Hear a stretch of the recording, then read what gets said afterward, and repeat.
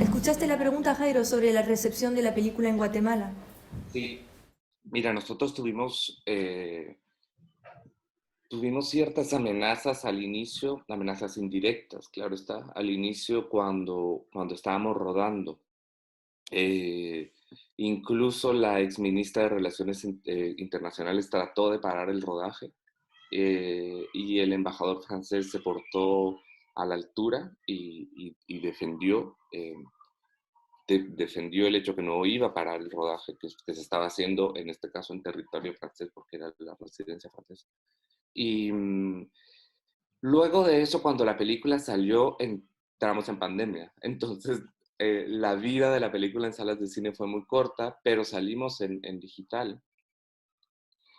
Y ahora estamos teniendo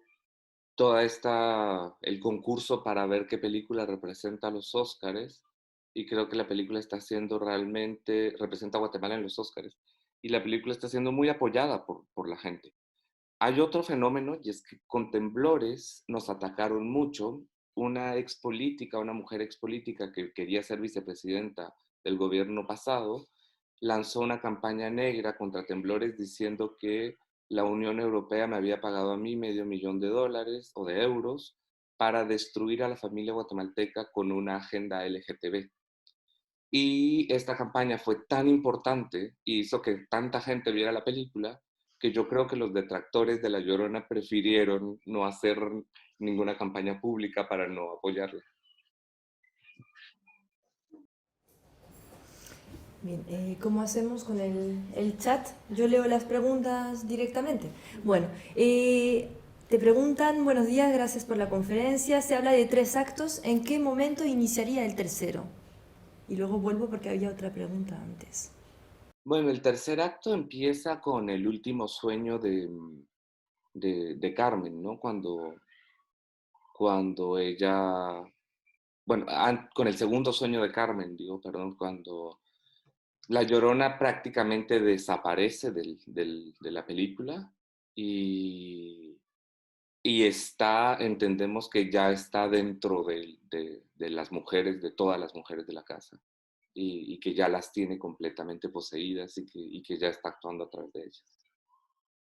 Gracias. Y había una pregunta anterior que decía, bonjour, ¿la Llorona es un fantasma que solo ve la familia? La Llorona es un fantasma que, vamos a ver, a mí también me gustaba pensar en algún momento que La Llorona ni siquiera estuvo en la casa. En algún momento trabajábamos eso con los actores también, que era toda una psicosis común, ¿no? La que estaban viviendo, empujada por la culpabilidad, y que La Llorona nunca llegó a esa casa, y que todo se la imaginaron. Em, pero La Llorona es lo que querramos que sea. Eh, Eso es lo lindo del personaje. Otra pregunta sobre las potenciales referencias literarias en La Llorona de escritores guatemaltecos, por ejemplo, si se pueden encontrar referencias.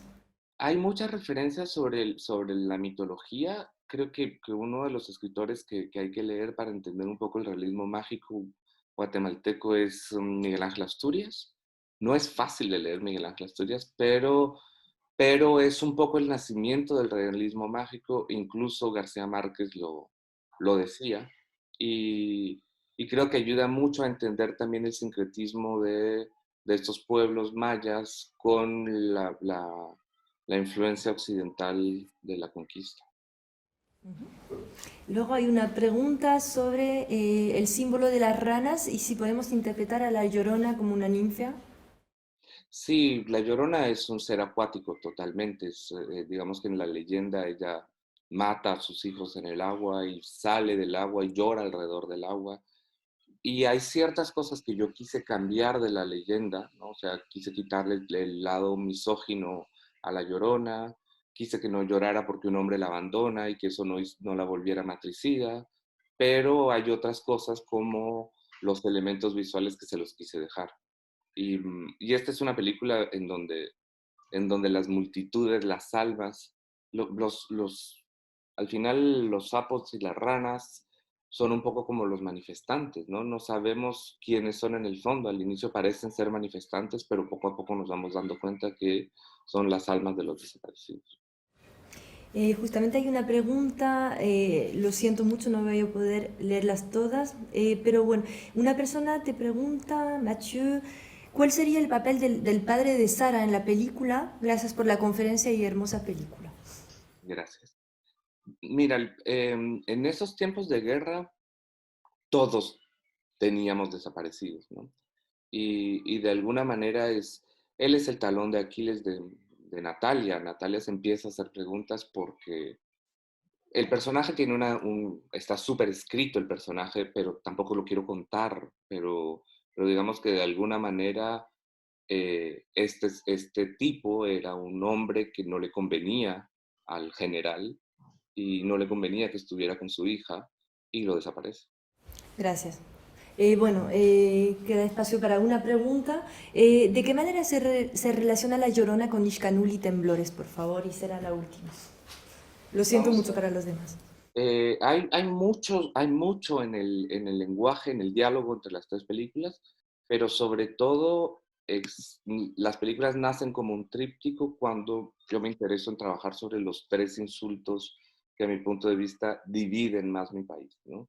Y estos insultos realmente son las maneras más feas de discriminar a alguien, es indio, hueco, que vendría siendo como PD, y comunista. Entonces, indio, para mí son insultos que son tan graves porque 80% de la población guatemalteca es indígena y indio es la palabra que usamos para insultar nuestros propios orígenes, para decir que no estamos orgullosos de ser quienes somos.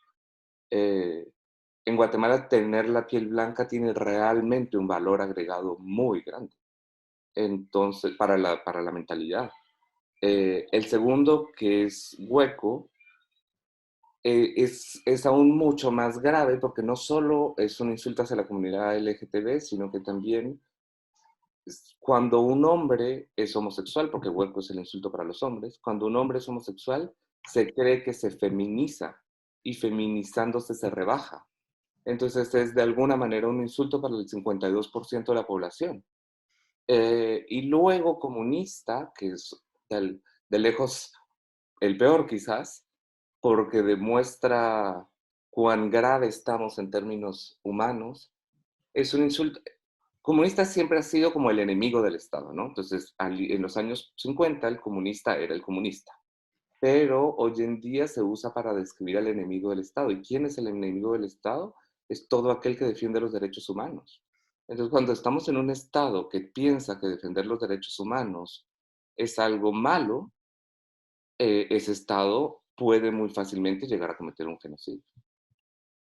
Bueno, Jairo, muchas gracias por esta masterclass así tan temprano en la mañana. Bueno, en algún momento del día, si te volvemos a ver, si quieres escuchar las ponencias de los colegas. Muchísimas gracias, un aplauso de... Muchas gracias. Y gracias por el apoyo incondicional No. a mi cine y al cine latinoamericano. Todo el año vamos a estar contigo, con La Llorona. Y bueno, la gente también saluda por ahí en el chat. No, no puedes ver a todo el mundo, pero la gente te saluda mucho. Muchas gracias. Chao. Hasta luego.